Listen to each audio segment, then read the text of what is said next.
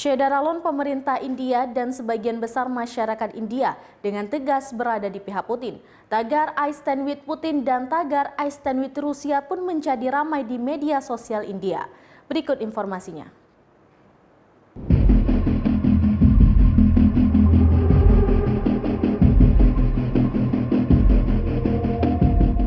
Syederalon pemerintah India dan sebagian besar masyarakat India dengan tegas berada di pihak Putin. Tagar I Stand With Putin dan tagar I Stand With Rusia pun menjadi ramai di media sosial India. Tidak hanya itu, pemerintah India juga menunjukkan penolakan atas resolusi PBB yang mengutuk invasi. Pemerintah India tidak mau membahayakan ikatan kuatnya dengan Rusia atas tindakan Putin di Ukraina. Sejak pembentukan hubungan diplomatik setelah kemerdekaan India pada tahun 1947, hubungan antara Moskow dan New Delhi telah dibentuk oleh kepercayaan politik dan strategis tingkat tinggi.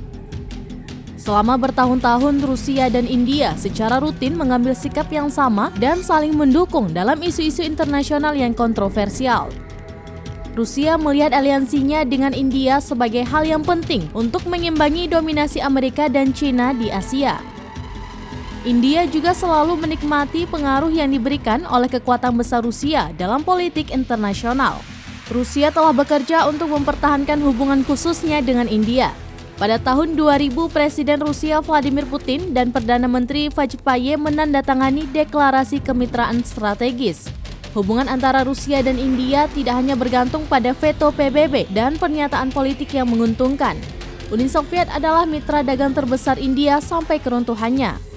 Kontribusi ekonomi Soviet dan pengetahuan teknis sangat penting dalam pendirian industri dalam negeri India, termasuk minyak dan gas serta pertambangan. Uni Soviet juga membantu memastikan keamanan energi India.